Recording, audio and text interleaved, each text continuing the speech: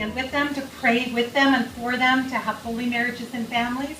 But we also know that as they are open to life and as they receive these children, and our two oldest not only had their third children within the last year, or a year and 2 months, but also suffered their first miscarriages, each of them.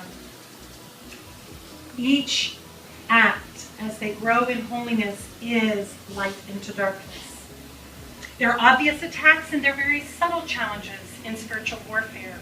And on your own, look at Ephesians 6, verses 1 to 18, about spiritual warfare, and really be praying about that.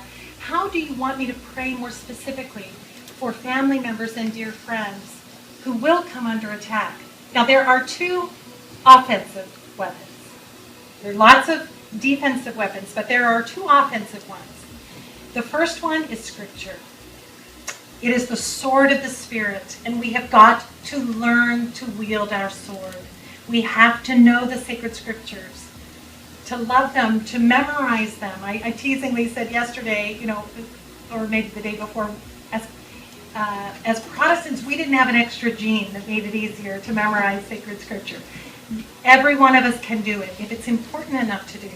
And the fact is, when we are in crisis, when we're in difficulty, or when someone needs a word from God, not just our word, if we've memorized it, those words come so easily. Share whatever it is that you've been enjoying most recently. If it's been prayer, if it's been the Bible, if it's been a program on EWTN, if it was Father Bob Barron's Catholicism series, if it was Upon This Rock by Steve Ray, whatever it is that you have been enjoying, if you just share that in the context of a conversation, that's the natural and normal way that friendship becomes evangelization. And it's non-manipulative, it's also non-argumentative, and I think if the person responds in a defensive way, the best thing you can say is, well, hey, share with me a title of a book or a CD or of a tape set or something that would really help me understand what's been exciting you lately as well. I think that's just what family members and friends do. And so those ordinary things can have extraordinary grace. That's the thing that comes to my mind. I think that's great, just being natural, not like they're shifting into preaching mode or something and scary. Ladies and gentlemen, a very good afternoon. May I get your attention, please? I learned what I'm going to say the hard way, because both when I became a Christian on my own at 17, I made enemies with everybody because I told them they were all going to hell and they needed to accept Jesus. And then when I became Catholic, I did the same thing again. I didn't learn my lesson. I told them they all had to become Catholics, and I made everybody mad at me. I get asked this question, the number one question, no matter where I get conferences or talks. What about family members that have left the faith? How do I evangelize and talk to them?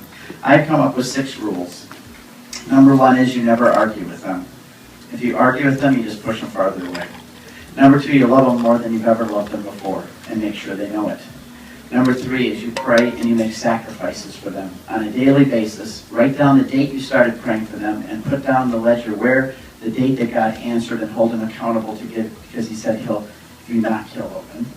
Number 3, study and do your homework so that when they are open and have questions, you're ready to give them an answer.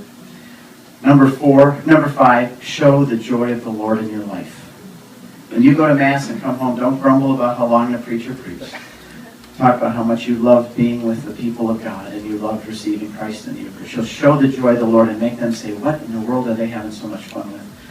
Number 6 is, I think, the most important, is ask God to bring somebody else into their life, because they're not going to listen to you. We always think it's our job. We have to get them right. Usually it's not going to be us. Somebody else is going to come to them. So there's 6. I just come up with those 6 simple rules, and I think most people know them. They're common sense. But if you do that and you really pray, I think that we'll have great success with our families and friends.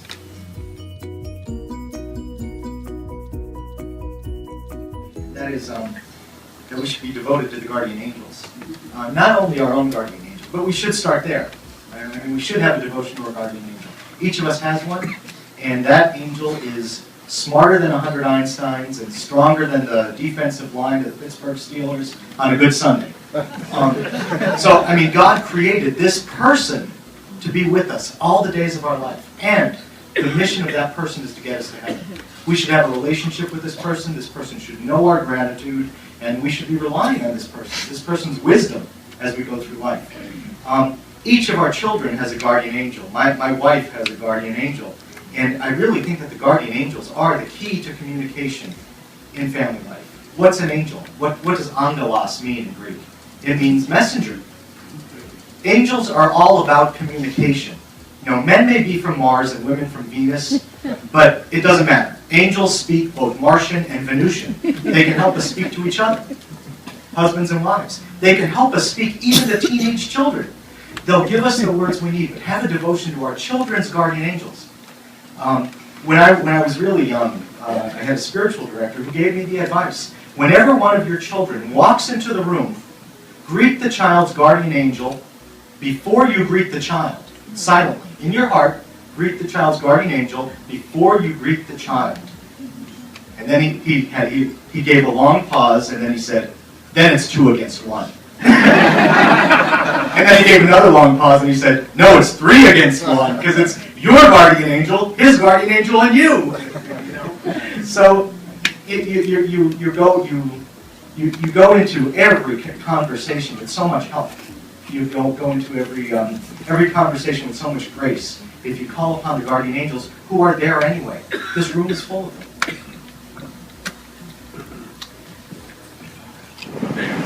There goes the tender boat. It's called a tender, and we can't get close enough to Santorini, so they take a boat, and they take the boat up to the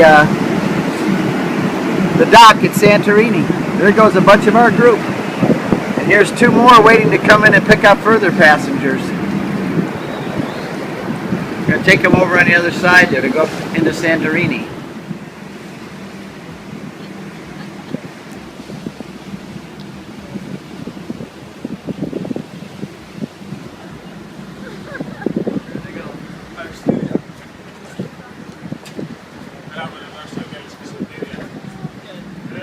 Yeah, they're going up Santorini. Some will go up on donkeys and some will go up on the cable car. Some may walk. Santorini doesn't have any biblical significance, but it is a beautiful site, and people had a fun time going there this afternoon and coming back after dark. Here you can see kind of the zigzag path going up. You can either go up on the cable cars or the donkeys or walk. And it was beautiful from the ship as the sun began to set, and everybody came back for a wonderful dinner, if they didn't already eat there, and a good night's sleep.